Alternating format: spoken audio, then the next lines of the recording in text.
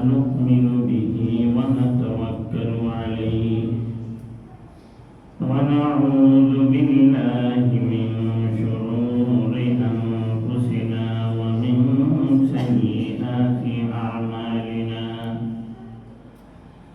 من يهده الله فلا مضل له ومن يضلله فلا هادي له ونشهد أن لا إله إلا الله وحده لا شريك له ولا نذير له ولا مثيل له ولا مثال له অনেকগুলা ক্লাসের ونشهد أن سيدنا وسندنا وحبيبنا অনেক জিনিস আমরা জানি না কিন্তু وعلى آل سيدنا محمد وعلى آله وأصحابه وبارك وسلم أما بعد فأعوذ بالله من الشيطان الرجيم بسم الله الرحمن الرحيم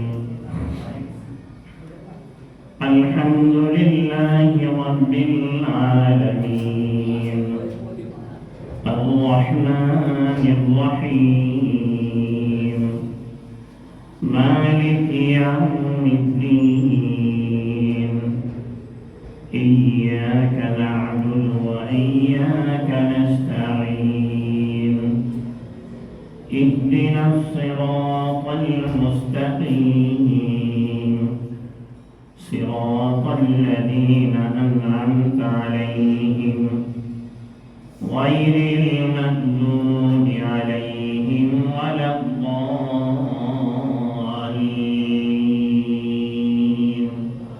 آمين صدق الله المولى العظيم وقال صاحب الرسالة صلى الله عليه وسلم المؤمن من أمنه الناس على أموالهم ودمائهم أو كما قال النبي صلى الله عليه وسلم وصدق رسوله النبي الأمي الكريم وصدق من الشاهدين والشاكرين والحمد لله رب العالمين حمد تعریف اس خدا کی جس نے بخشا زندگی حمد تعریف اس خدا کی جس نے بخشا زندگی درود سلام اس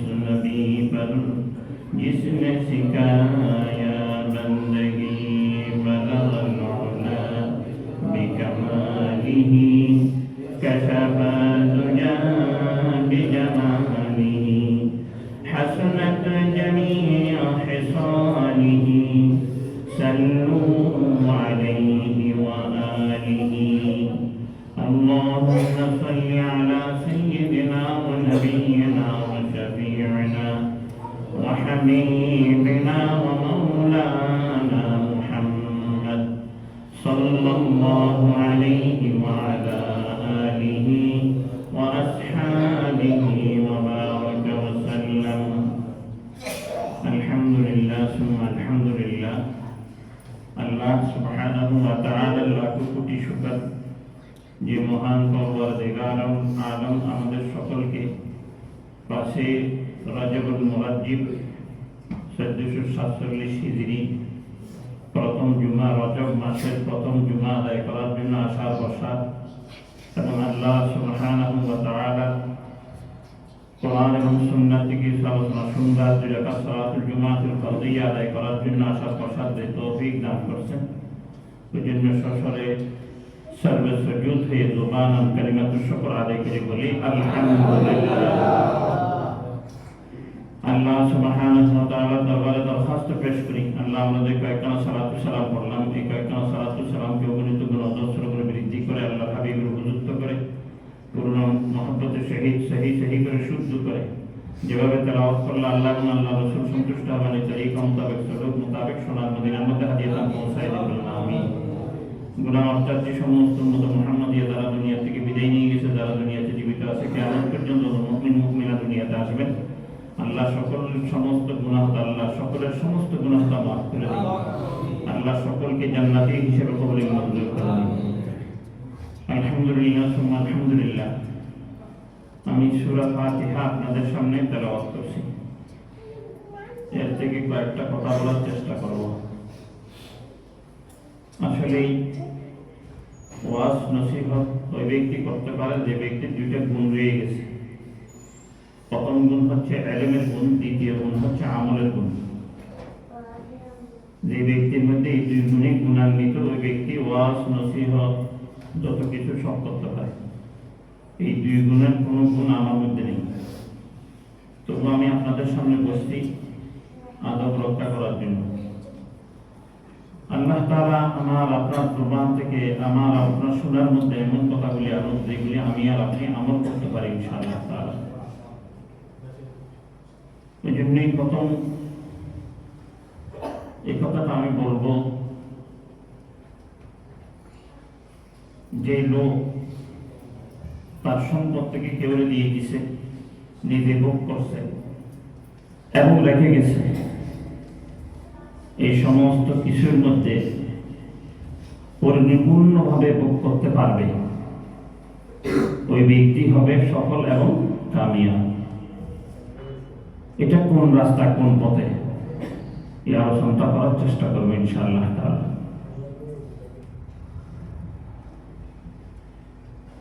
একটা লোক 40টা আঙ্গুর নিয়ে বসছে, 5টা আঙ্গুর একজনকে দিয়ে দিছে, আর 5টা আঙ্গুর আরেকজনকে দিছে, 10টা নিজে খাইছে, 20টা পরবর্তীদের জন্য রেখে দিছে।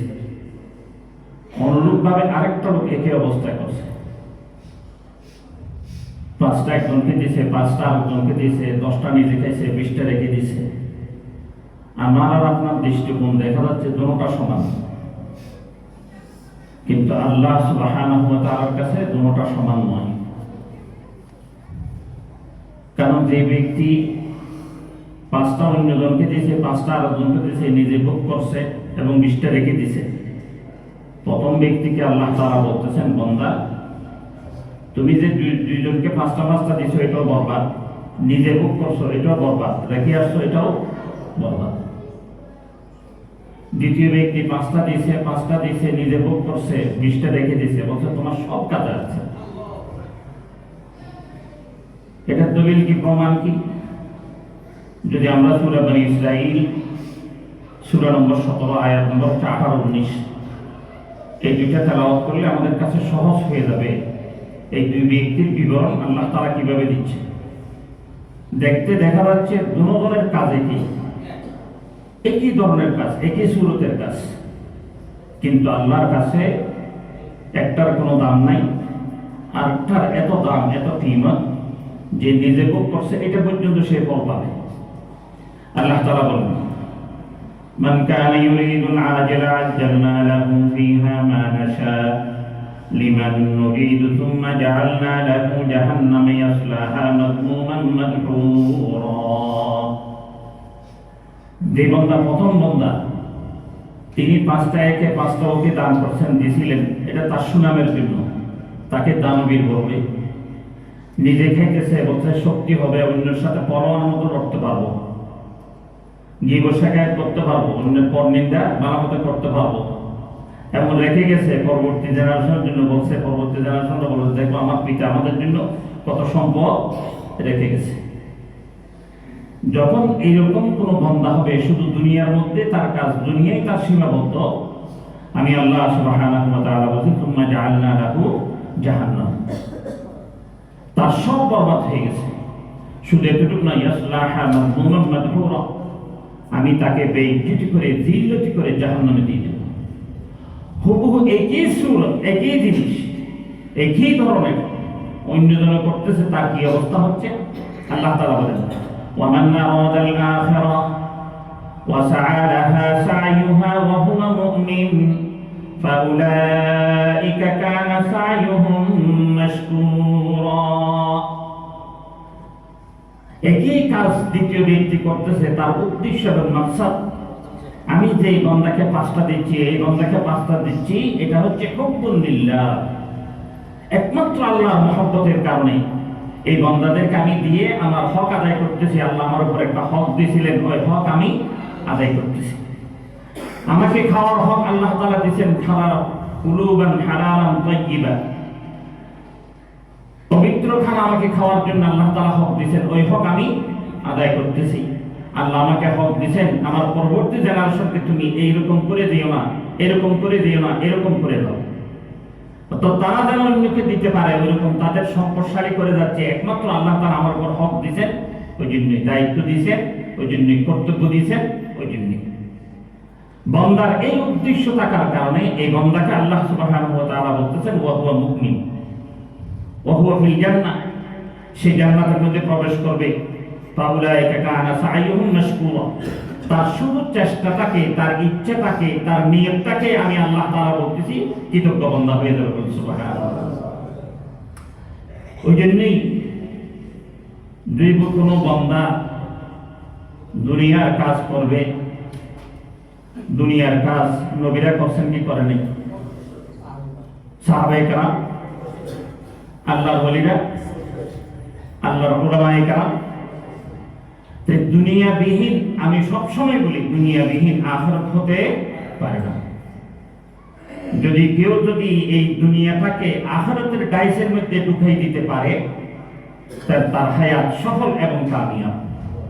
আর যে ব্যক্তি এই দুনিয়ার হায়াতকে আখিরাতের ডাইসের মধ্যে ঢুকায় নেই, তার মানসাহি জিন্দেগি, তার যেরকম মন সেইভাবে সে চলছে, কোনো কিছুর তোয়াক্কা সে করে নেই, কোনো চিন্তা ফিকির সে করে নেই, বিনা চিন্তায় চলতেছে ফিরতেছে, এরকম যদি হয়, আল্লাহ তাআলা বলতেছেন সুম্মা জাআলনা লাহু জাহান্নাম, তার সব বরবাদ, তার সব ধ্বংস, তার সব হারাম। ওই জন্যই আমার আর আপনার হায়াত, আমার আর আপনার জীবন যে আমি আর আপনি করতেছি, নবীরাও এই পৃথিবীর থেকে চলে, এই গ্রহ থেকে চলে জান্নাত বানিয়ে নিয়েছেন। সাহাবায়ে কেরাম এই পৃথিবীর মধ্যে চলে জান্নাত বানিয়ে নিয়েছেন। তাবিঈন, তাবে তাবিঈন, ইমাম মুজতাহিদিন, গাউস, কুতুব, আবদাল, আউলিয়া আল্লাহ, উলামায়ে কেরাম সকলেই এই দুনিয়াতে বসবাস করে, দুনিয়ার শ্বাস প্রশ্বাস নিয়ে তারা জান্নাত বানিয়ে নিয়েছেন। শুধু তাদের জন্য তো এটা সীমাবদ্ধ রাখতে হবে না, সকল বান্দাদের জন্য আল্লাহ তাআলা দিয়ে দিয়েছেন।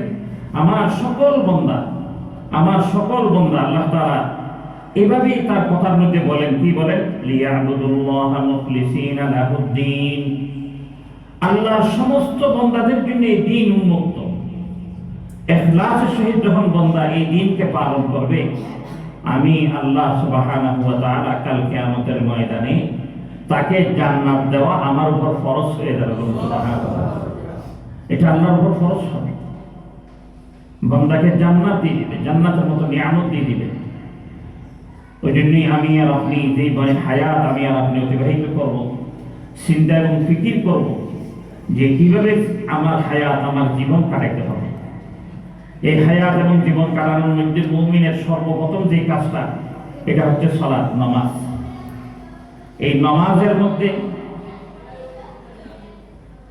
আমাদের উপর 17 ওয়াক্ত 17 রাকাত নামাজ ফরজ করা হয়েছে। 3 রাকাত নামাজ ওয়াজিব করা হয়েছে। তাহলে কয় রাকাত হলো? 20 রাকাত। অনুরূপভাবে তার বিপরীত সুন্নাত একই 20 রাকাত। বিধির ফরজ মিলে 20 রাকাত, আর যে নামাজের সুন্নাত রয়ে গেছে, সুন্নাত মুআক্কাদা, এটাও কয় রাকাত? 20 রাকাত। এই 20 রাকাত কয় রাকাত হলো? 40 রাকাত। আমি বাকিগুলি ধরলাম না, যারা নকল টকল পরে ওদেরই আছে। এই 40 রাকাত নামাজের মধ্যে আমরা সকলেই সূরা ফাতিহা তেলাওয়াত করি, কিন্তু সূরা ফাতিহার দ্বারা আমি কি করতেছি, কি বলতেছি, এটা আমার আর আপনার জানা না থাকার কারণে আজকে আমার আর আপনার হায়াত ধ্বংসের দিকে চলে গেছে। যারা নামাজি তাদের জন্য বলতেছে এখন আলোচনা। যারা আমরা নামাজ পড়ি, 5 ওয়াক্ত নামাজ পড়ি, আমরা যদি সূরা ফাতিহাকে একটু যদি উপলব্ধি করিনি, তাহলে দেখবো আল্লাহ সুবহানাহু ওয়া তাআলা আমাকে সূরা ফাতিহার মধ্যে কি বলতেছে। প্রথম হচ্ছে সূরা ফাতিহা মতো একটা নিয়ামত, এটা না তৌরাতে দিছে, না ইনজিলে দিছে, না জবুরে দিছে। আসমানি কোনো কিতাবে 104খানা কিতাবের মধ্যে 103খানা কিতাবের কোনো কিতাবেই এরকম হাদিয়া, এরকম তোহফা দেয়নি। এরকম হাদিয়া, এরকম তোহফা শুধু একমাত্র আল্লাহ তাআলা কালামুল্লাহর মধ্যে যে উম্মত মুহাম্মাদিয়াকে দান করেছে। রাসূলুল্লাহ সাল্লাল্লাহু আলাইহি ওয়াসাল্লামের বরকতে উম্মত মুহাম্মাদিয়া এই নিয়ামতটা পাইছে। এই নিয়ামতটা এমন নিয়ামত যে নিয়ামতের একটা হচ্ছে তার অর্থ শাব্দিকভাবে, নামাজের মধ্যে আরেকটা অর্থ রয়ে গেছে। আমি শাব্দিক অর্থটা আজকে আপনাদের সামনে আলোচনা করব না, আমি আলোচনা করব নামাজে কিরকম ভাবে হয়, ওইটা আলোচনা করবো ইনশাআল্লাহ তাআলা, আল্লাহ তৌফিক দান করলে।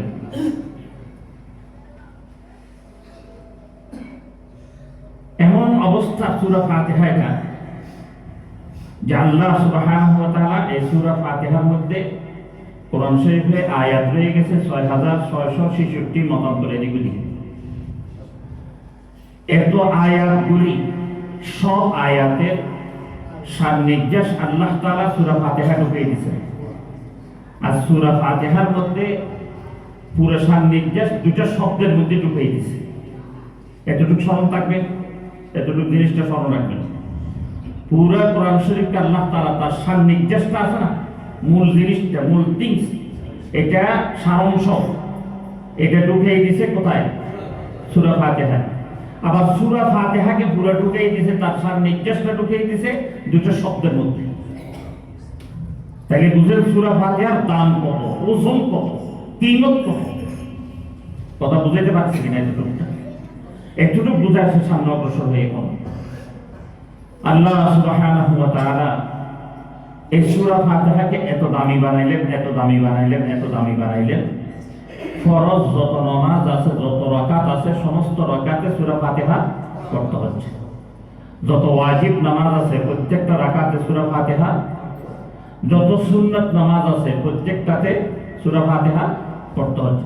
যত নফল আছে সমস্ত নফলে সূরা ফাতিহা পড়তে হচ্ছে। আপনি যদি সূরা ইখলাস এক ওয়াক্ত নামাজও না পড়েন, আপনার নামাজ হয়ে যাবে কি হবে না? হবে, হয়ে যাবে, নামাজ না হয়ে থাকবে। কিন্তু সূরা ফাতিহা যদি কোনো একটা রাকাত আপনি না পড়েন, ওই রাকাত হবে, ওই নামাজ হবে। তাইলে বুঝা যাচ্ছে আল্লাহ সুবহানাহু ওয়া তাআলা সূরা ফাতিহার এত দাম, এত কিমত। এই যে সূরা ফাতিহা বিহীন সবচেয়ে উত্তম ইবাদত, সবচেয়ে আফজল ইবাদত, সবচেয়ে এমন একটা ইবাদত যে ইবাদতকে আল্লাহ নবী বলতেছেন আউয়ালু মা ইউহাসাবু বিহিল আবদু ইয়াউমাল কিয়ামাতিস সালাত। বান্দা যখন কাল কিয়ামতের ময়দানে যাবে, বান্দা সর্বপ্রথম হিসাব দিতে হবে কিসের? নামাজের। এই নামাজের হিসাব দিবে। আমি অনেক সময় আপনাদেরকে উদাহরণ বলি, কেউ যদি বাজার করার জন্য লিস্ট সহ কাজের লোককে পাঠাইছে, বড় বড় আইটেমগুলি আগে থাকে, আসার পর যখন বড় বড় আইটেমগুলি হিসাব ঠিক মতো দিতে পারছে, ধনিয়া পাতা, তেজপাতা, এই আপনার কাঁচামরিচ, এগুলি হিসাব আর নিতে চায় নাকি? বলে যে তোর এগুলি দরকার নেই, যা যা যা, ঠিক আছে, সব ঠিক আছে।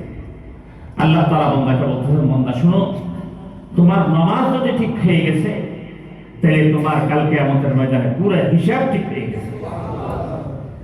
ঠিক হওয়ার কারণ কি? প্রথম দলিল কোরআন শরীফ থেকে 21 নম্বর পারা, প্রথম উতলু মা উনজিলা ইলাইকা মিনাল কিতাব ওয়া আকিমিস সালাহ ইন্নাস সালাতা তানহা আনিল ফাহশাই ওয়াল মুনকার ওয়া লাযিকরুল্লাহি আকবার ওয়াল্লাহু ইয়ালামু মা তাসনাউন। আল্লাহ তাআলা বলতেছে এটা এমন একটা জিকির, এমন একটা ইবাদত, এটা সব ইবাদতের সর্বাগ্রে, সবার উপরে।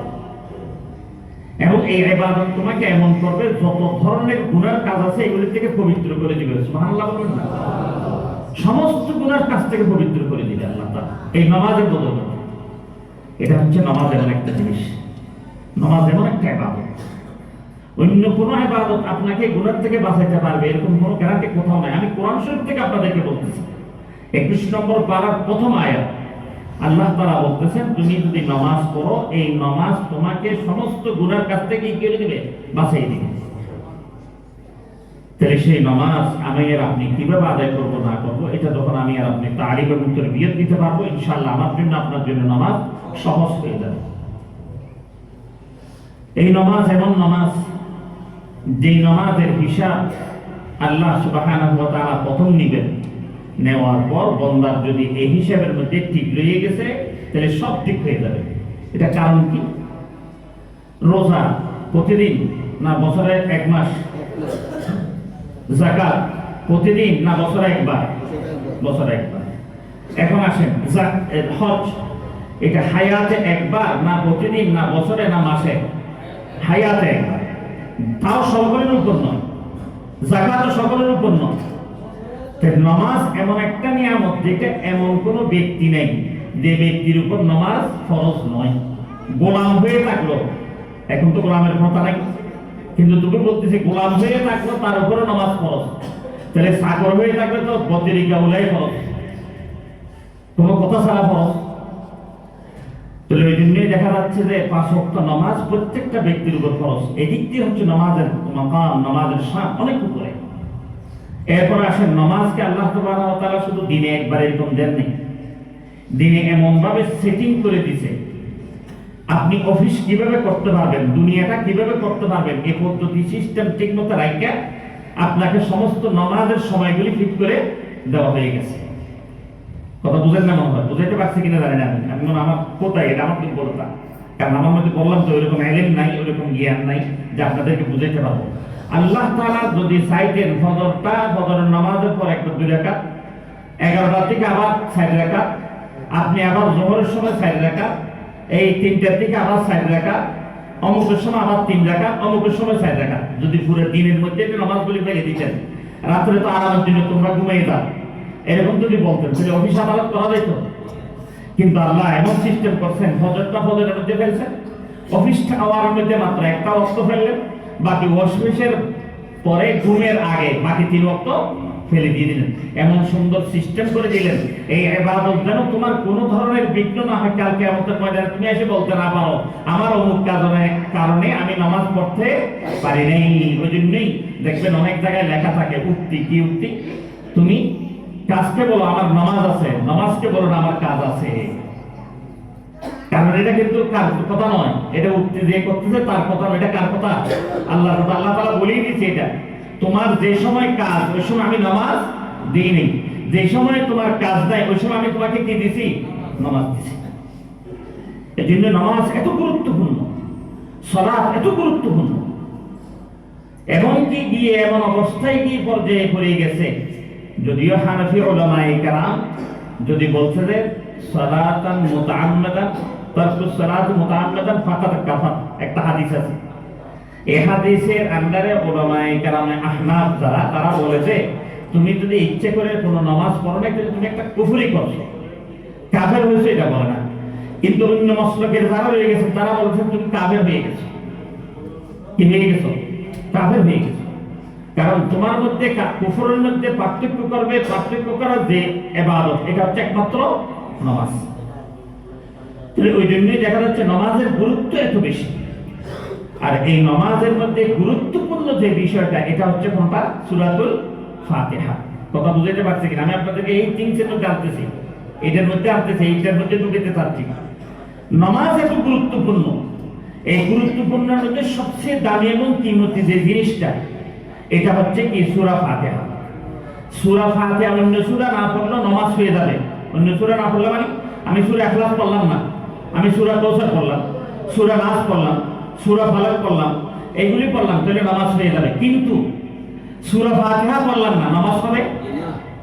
তাহলে সূরা ফাতিহা এত জরুরি।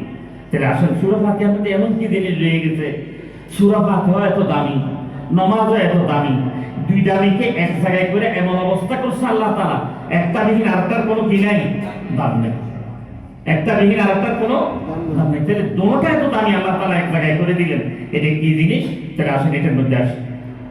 প্রথম, যদিও এটা একটা কওল, হাদিস না, এটা কি কওল? সালাতুল মুমিনি মেরাজ। মুমিনের মেরাজ হচ্ছে কি? সালাত। আর সালাতুল মুমিনি মেরাজ, মেরাজুল মুমিনি সালাত, যেটাই হোক, ছয়টা হচ্ছে বাক্য। এটা হাদিস না, আবার হাদিস বলে চালাই দিয়ে না। বুজুর্গরা দেখছে এই যে নামাজ, এটা হচ্ছে যে মুমিনের জন্য একটা মেরাজ শুরু। মেরাজ কেন? মেরাজ এই জন্যই যে আল্লাহ নবী রাসূলুল্লাহ সাল্লাল্লাহু আলাইহি ওয়াসাল্লামকে আসমান থেকে 7 আসমানের উপরে আরশ আজিমের পরে কুরসি, কুরসির পর আল্লাহ তাআলা যে একদম তার যে স্থান আরশ, এখানে যে নিয়ে গেলেন, নিয়ে যাওয়ার পিছনে উদ্দেশ্য কি, মাকসাদ কি? নামাজকে দেওয়া না। মাকসাদ এটা যে আল্লাহ সুবহানাহু ওয়া তাআলাকে আল্লাহর নবী দেখবেন, এবং আল্লাহর নবী কাকে দেখবেন? আল্লাহ তাআলাকে দেখবেন। এটা মেরাজের মাস, ইনশাআল্লাহ সামনে আলোচনা আসতে থাকবে এটা। আমি কিন্তু মেরাজের আলোচনার মধ্যে চলে যাচ্ছি। দেখা দেখির বিষয় এখানে, কিসের বিষয়? দেখা দেখির বিষয়। তাহলে আল্লাহর নবী আল্লাহকে দেখছেন, আল্লাহ আল্লাহর নবীকে দেখছেন। তাহলে আল্লাহর নবীর উম্মতের জন্য এরকম ব্যবস্থা করতে হবে না? তাহলে আল্লাহ তাআলা ব্যবস্থা করে দিলেন, তুমি যদি নামাজে দাঁড়াও, আমি তোমাকে দেখতেছি, তুমি আমাকে দেখতেছো। সুবহানাল্লাহ বলবেন না? আর আল্লাহর নবী মেরাজ হায়াতের মধ্যে 23 বছরের জিন্দেগি বলেন, 63 বছর বলেন, তার মধ্যে কয়বার গেছেন? একবার। আর আল্লাহ সুবহানাহু ওয়া তাআলা উম্মতের প্রতি এত দয়া, এত মায়া করছে, তিনি দৈনিক 5 বার মেরাজ করেন। শুধু এতটুকু নয়, যদি অন্য নবীর বেলায় যদি দেখি, তার চেয়ে আবার উত্তম। অন্য নবীরা আল্লাহর সাথে কথা বলতে যাইতেন বছরে একবার। বছরে কয়বার? একবার। যেমন মুসা আলাইহিস সালামের তারিখ করেন, তখন দেখবেন বছরে মাত্র একবার মুসা আলাইহিস সালাম আল্লাহর সাথে কথা বলতে যাইতেন তুর পাহাড়ে। আর আল্লাহ সুবহানাহু ওয়া তাআলা অন্যান্য নবীদের জন্য স্থান নির্ধারিত ছিল, সময় নির্ধারিত ছিল, এবং ওয়াক্ত নির্ধারিত ছিল। বছরে একবার অমুক জায়গায় গিয়ে তুমি আমার সাথে কি কথা বলতে পারবে। আর আল্লাহ সুবহানাহু ওয়া তাআলা উম্মতে মুহাম্মাদিয়াকে এমন নিয়ামত দান করলেন, তুমি আমার সাথে দৈনিক 5 বার কথা বলতে পারবে। দৈনিক 5 বার। কি কথা হবে? ওই কথাটা আল্লাহ তাআলা বলে দিয়েছেন, তুমি এই কথাগুলি বলো, আমি তোমার জবাব দিয়ে দেব। কারণ আল্লাহ তাআলা বলে দিল কেন? আল্লাহ হচ্ছে খালেক, আমরা হচ্ছি মখলুক। খালেক এবং মখলুকের মধ্যে, গোলাম এবং মুনিবের মধ্যে আকাশ পাতাল ব্যবধান রয়ে গেছে। গোলাম মুনিবের বুঝের মধ্যে যে জিনিস থাকবে, গোলামের বুঝের মধ্যে কখনো এরকম জিনিস আসতে পারে না। ওই জন্য গোলাম মুনিবের শান বোঝা মুশকিল এবং দুষ্কর। কিন্তু মুনিব তার মেহেরবানি হওয়ার কারণে গোলামকে কি করে মাফ করে। অনুরূপভাবে আল্লাহ সুবহানাহু ওয়া তাআলা জানেন, আমি যে গোলামদেরকে সৃষ্টি করছি, এই গোলামরা আমার শানও বুঝে না, মানও বুঝে না। আমার শান মান মোতাবেক তারা কথা বলতে পারবে না। তাহলে আমি তাদেরকে আমার শান মানটা একটু বুঝিয়ে দিই, তারা ওইভাবে বলুক, আমি জবাব দিয়ে দিব। সুবহানাল্লাহ। তখন আল্লাহ সুবহানাহু ওয়া তাআলা এই শান মানওয়ালা যে সূরা দিলেন, এটা হচ্ছে সূরাতুল ফাতিহা। এই সূরাতুল ফাতিহার নাম সূরাতুশ শিফা হয়ে গেছে। শুধু ওয়াজ করবেন হুজুর, একটু কিছু বলে দেন না। হুজুরের কাছে তাবিজের জন্য আসে, তাবিজের জন্য আসতে হবে না। জ্বর হয়ে গেছে, জ্বরের ওষুধ। আপনার ডায়াবেটিস, ডায়াবেটিসের ওষুধ। আপনার আর্থ্রাইটিস, এটার ওষুধ। ব্যথা বেদনা, এটার ওষুধ। অমুক, এটার ওষুধ। সমুক, এটার। সমস্ত রোগের সেবা কি? সূরাতুল ফাতিহা। কিন্তু এটা তাজবিজ কি? এটা ডাক্তার সাহেব আছেন তো, উনি ভালো বলতে পারবেন। একটা ওষুধ দিয়ে দিলে তো রোগী ভালো হয়ে যাবে না। আমি ওনাকে যদিও অনেক সময় বিরক্ত করি, একটু ব্যথা হয়েছে, ঠিক আছে, ব্যথা হলে যে না হেরে চলে যাবে না, কোন জায়গায় ব্যথা, ব্যথাটা কিরকম ওইটা বুঝে তারপর কি দিতে হবে? ওষুধ দিতে হবে। তো আপনিও যদি সূরা ফাতিহা পেশেন্ট দিলে ঘুরে ঘুরে মারে দিবেন, তাহলে হবে না। তাহলে সূরা ফাতিহার একটা তাজবিজ হয়ে গেছে। এটা হচ্ছে যদি আপনার রোগ ব্যাধির বেলায় যদি দিনের বেলায় হয়, রাত্রি নয়, তাহলে আপনি করতে হবে ফজরের আযান দিয়ে দিয়েছে, সুন্নতটা করে ওই জায়নামাজে বসা থাকবেন। বসে 1 গ্লাস পানি নেবেন, 41 বার সূরা ফাতিহা পড়বেন, আগে পরে দরুদ শরীফ পড়বেন। আগে পরে বুঝেন তো, শুরুর আগে দরুদ শরীফ, শুরুর পরও দরুদ শরীফ। ওখানে দম করবেন। দম করে যদি রোগ ছোট হয়ে থাকে 1 দিনের মধ্যে সেরে যাবে। রোগ যদি বড় হয়ে থাকে 41 দিন করবেন। 41 দিন পরে ইনশাআল্লাহ আপনার সেবা হয়ে যাবে ইনশাআল্লাহ। এই সূরাতে করতে হবে। যদি রাত্রিকালীন হয়, তাহলে বাদ মাগরিবের নামাজের পর আপনি জায়নামাজের মধ্যে বসা থাকবেন। ওই জায়নামাজের মধ্যে বসে আপনি ওখানে একটা পানির বোতল নেবেন, 41 বার সূরা ফাতিহা পড়বেন, আগে পরে দুরূদ শরীফ, ফু দিবেন। ফু দিয়ে আপনি এই পানিটা আপনি ব্যবস্থা যেভাবে মনে হয় ওইভাবে ব্যবহার করবেন। ব্যবহার করলে দেখা যাবে রাত্রিকালীন যত রোগ, এগুলি আল্লাহ তাআলা কি দিয়ে দিবে? সেবা দিয়ে দিবে। আর যদি দেখেন যে রাত্রে এবং দিনে দুটোটা, তখন তখন দুটোটার সময় করে, অর্থাৎ ফজরের সময় করবেন, সন্ধ্যার সময় করবেন, করে আপনি পানিতে দম দিবেন, দম করে আপনি দেখি পান করবেন, গোসল করবেন, আপনার সর্বঙ্গে ছিটে দিবেন, যেভাবে দেন বরকতমে ব্যবহার করবেন, আল্লাহ সুবহানাহু ওয়া তাআলা আপনাকে শেফা দিয়ে দিবে। বলুন সুবহানাল্লাহ। এটা কেমনে? পৃথিবীর বুকে পানি নিয়ে গবেষণা করছে বিভিন্ন বিজ্ঞানীরা, বিভিন্ন রাষ্ট্রের বিজ্ঞানীরা। জমজম পানি এমন একটা পানি যার মধ্যে সবকিছু রয়ে গেছে। এরপরে একদম করলেন কি, তখন সূরা ফাতিহা ওই 41 বার পড়নেওয়ালা পানি নিয়ে এসে দিলেন, বললেন এটা একটু পরীক্ষা করে। বলেছি এটাতে এমন হওয়া, শুধু জমজমকে সে পার করতে পারতেছে না, কিন্তু জমজমের সাথে কি দিচ্ছে? পাকড়াও দিচ্ছে, টক্কর দিচ্ছে, পারতেছে না সে কি করে পার হয়ে যাবে। এতটুকু হওয়া তার মধ্যে চলে আসছে। বরকতটা কি? সূরাতুল ফাতিহা। এই সূরা ফাতিহার বরকতে আল্লাহ সুবহানাহু ওয়া তাআলা এমন শেফা এখানে রেখে দিয়েছেন, যত ধরনের রোগ যদি আপনার নিয়ত যদি এরকম সহি হয়, ইনশাআল্লাহ শেফা আপনার পেয়ে যাবে। তাহলে এখন ডাক্তার সাহেব বলুন আপনার বহুত ভালো হয় না, আপনিও তো ভালো হন না, তাহলে এটা কেমন হলো? এটা আমার এই কিডনিও যেটা আমি দুর্বলতা স্বীকার করতেছি, প্রথমে আমি বলে দিছি। আপনার যদি এরকম ইয়াকিন হয়ে থাকে ইনশাআল্লাহ তুম্মা ইনশাআল্লাহ সূরা ফাতিহা যাবে। কারণ সূরা ফাতিহার শেফা আমি বলতেছি না, সূরা ফাতিহার নাম যে শেফা, সূরাতুশ শেফা, এটাকে রাসূল বলতেছেন না, সূরাতুশ শেফা কে বলছেন? আল্লাহ বলছেন। এবং সাহাবায়ে কেরাম এটার উপর কতগুলি কি দেখাইও দিয়েছেন। সাহাবায়ে কেরামের একটা দল একটা জিহাদে যাচ্ছিলেন, যাওয়ার পথে ওনাদের খাদ্যের অভাব পড়ে গেল। তখন এখানে এক লোক, এক জমিদার, যে ছাগলগুলির বকরিগুলির মালিক, তার অসুস্থ হয়ে গেল। তখন বললো যে আমাকে একটু তোমরা একটু তাজবিজ করো, কি করে ভালো করো। এই সূরা ফাতিহা করে দম করলেন, উনি ভালো হয়ে গেলেন। তো বললেন যে আপনি আমাদেরকে কিছু দিবেন না? বলে ঠিক আছে, একটা ছাগল নিয়ে যাও, বকরি নিয়ে যাও। বকরি নিয়ে গেলেন, বকরি নিয়ে যাওয়ার পরে জবাই করে যখন খাইতেছে 2 ভাগ হয়ে গেছে। কিছু সাহাবায়ে কেরাম খাইলেন, কিছু সাহাবায়ে কেরাম খায়নি।